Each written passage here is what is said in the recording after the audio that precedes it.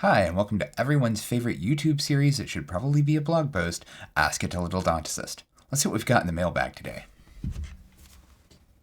So today, our question is, hey qDot, why do you use the word buttplug so much? Signed, Buttplug Curious.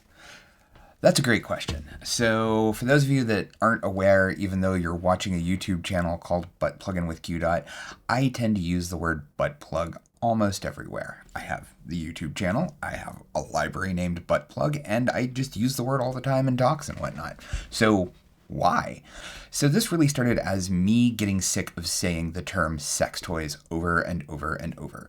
I've been working in sex tech and sex technology for a couple of decades now, and there's a ton of terms you can use for sex toys. So there's sex toys, sex tech, intimate devices, intimate affective haptics, and the list goes on and on. Now, I never really used terms like marital aids because it's not the 1950s, though there are times where I've accidentally used martial aids thanks to misspellings.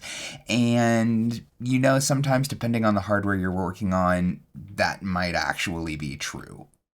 So as I continued swapping these terms out in conversation, I would sometimes throw in internet butt plugs as one of the terms I would use. This is kind of a reference to internet refrigerators, which have been a trope throughout the past decade, if not more, of adding the internet or technology to something that may not really need it. Like, butt plugs still work as butt plugs even when they're not connected to a computer. Is all this technology we're adding to them really a good idea?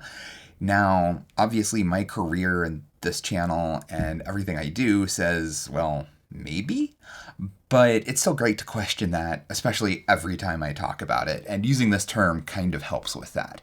Not only that, it's funny. Just the term butt plug is funny, and internet butt plug doubly so. So when I'm talking to people about sex toys and about sex tech, some of them may not really feel comfortable with the context of the conversation.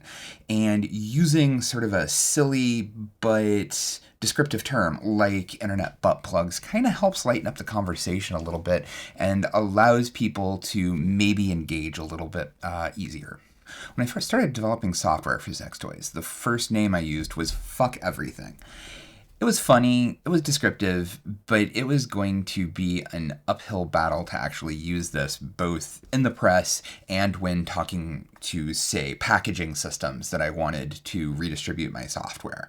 It was going to be a challenge to go to, Debian maintainers and go, yeah, can you put fuck everything in your library? So going back to the word I'd used in conversation, I've ended up actually calling the library Buttplug.